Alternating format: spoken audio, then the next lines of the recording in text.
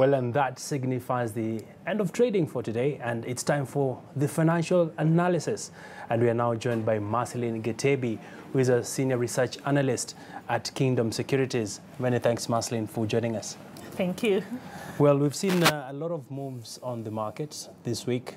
Perhaps what stands out for you, especially when it comes to the NSE 20 share index?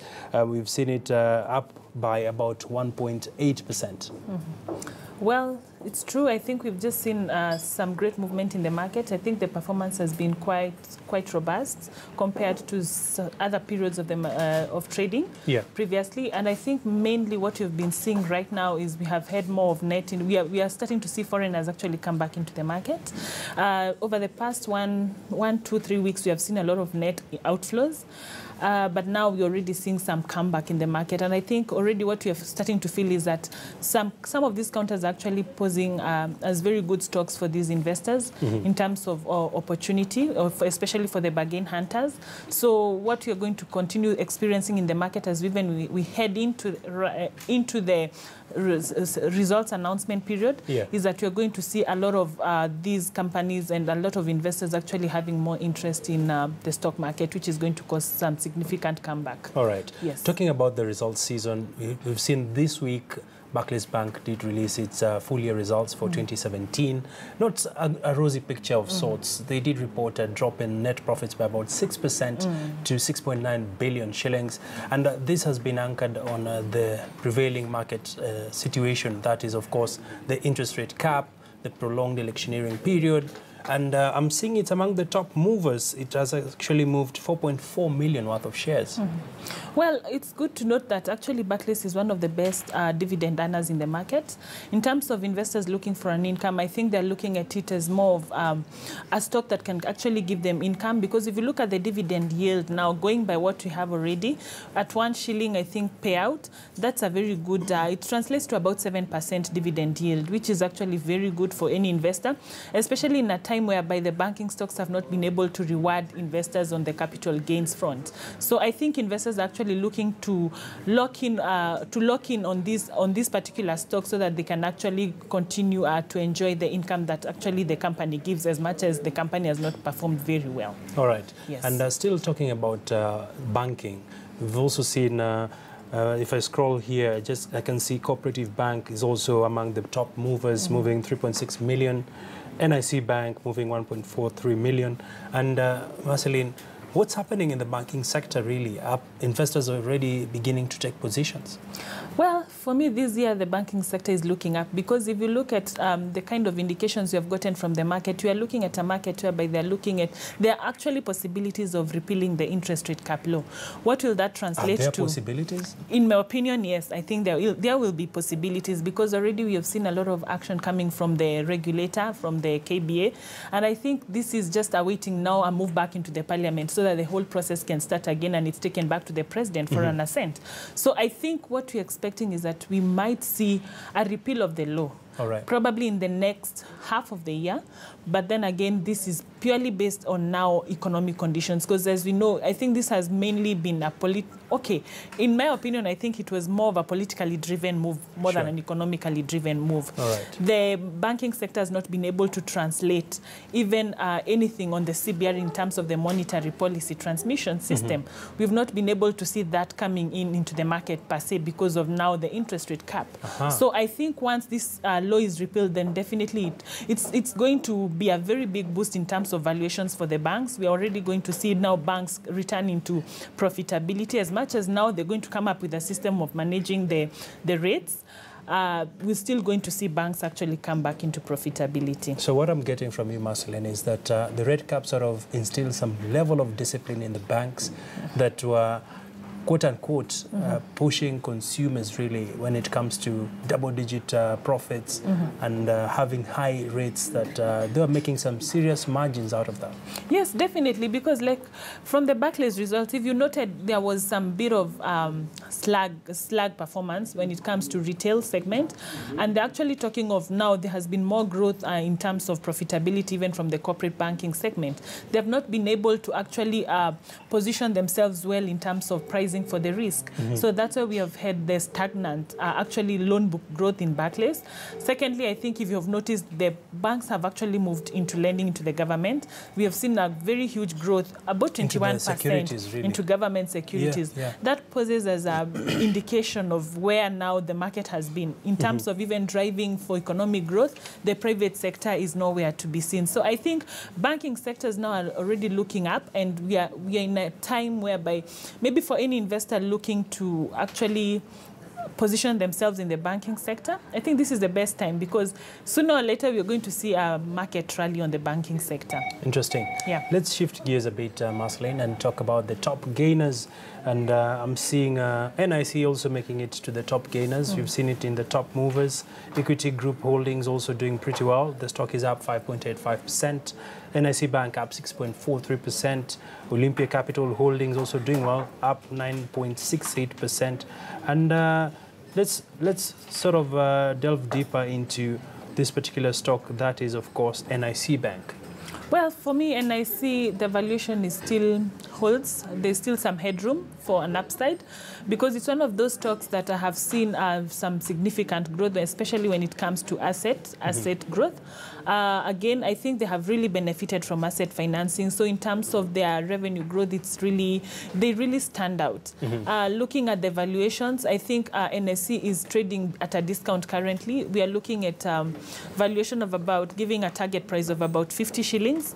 Again, it's the current trading price of about 37 shillings, which is still quite a good upside. When you look at their NPLs management, I think NIC Bank has also been able to manage their NPLs quite well, and they think they are still in that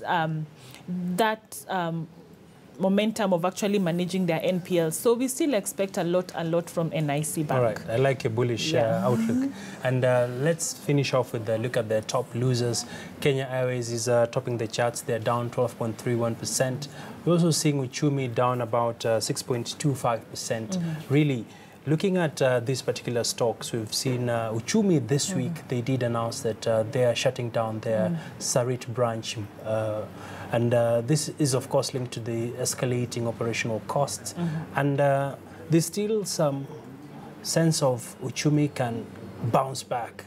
I don't know, from a market point of view, by us seeing it on the losing counters, what does this mean? Well, for Uchumi, they just released their half-year results for the year ended December. And looking at them, I think I wasn't quite impressed. Had a serious loss, the results were quite weak. And again, we have been hearing much of these stories about restructuring. So far, they have closed, I think, a number of branches. We have had them actually retrench staff. We have had so many initiatives actually playing in. Yes.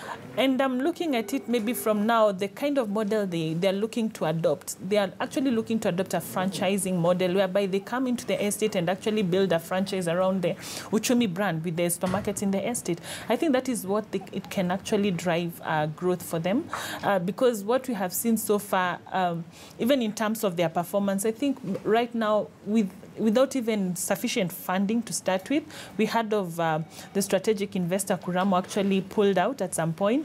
So that means they're still in dire need of actually capitalization, which until it comes through, I think Uchumi still stands at a point whereby they still can't do much with whatever they still have in place, because the cost management initiatives are still not working so well for them. Even closing the Sarit branch, I mean, well, I don't expect it to really cause a very significant impact on the financial books for the year ending June 2018. And is it a systemic thing happening in the retail sector? We've also seen Nakuma not doing so well. Well, I would say so, but mainly for the retail sector, locally owned supermarkets. If you look at for the internationally owned, I mean, like, they're looking for opportunities in this market. We have Carrefour, which is opening left, right, and center around the country, and where 5 stores now. Yeah, so I think it's mainly a challenge for the local supermarkets.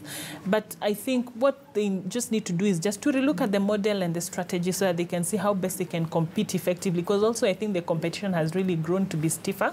They just need to relook at how they can be able to compete more effectively with actually the international players. All right. Many thanks, Marceline. Thank you. Pleasure having you on the Trading Bell. Thank you.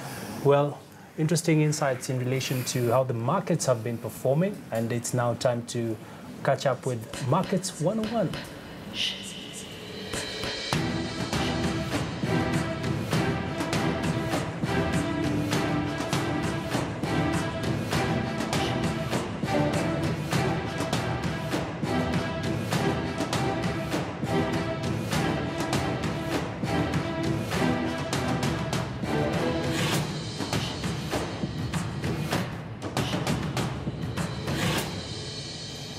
Well, it's time for our favorite segment, and that is a question on the street. And here is this week's question. My question is, when an investor wants to invest, what should he or she look into investing when coming to the Nairobi Securities Exchange? Well, thank you for that question. Investors usually have different objectives when actually they're looking to invest. And I think the most important objective is actually the return that they're actually willing to make, or they're actually looking forward to make. They're also looking at the risk that they have, because you have to get a matching effect or a match-off between your return and the risk. So most of the times you'll find that for an investor who has a very high risk appetite, they also stand a chance of actually getting a high return. But for investors who have a low risk, they actually get a low return. So for an investor actually looking to come into the NSE, I think the most important concern for them should be, what are they willing to forego to actually make a return for them, or to make a profit from it? And return in this case could be in the form of a capital gain, maybe when there's a price increase from X to Y, or a dividend, maybe when a company announces a dividend. Thanks a lot, Marceline, for making time for us. And thank you. Well, thank you for that question, and I hope you've been answered. And do keep engaging with us and send us in some of your feedback. Well, it's time for the historical fact on the NSE.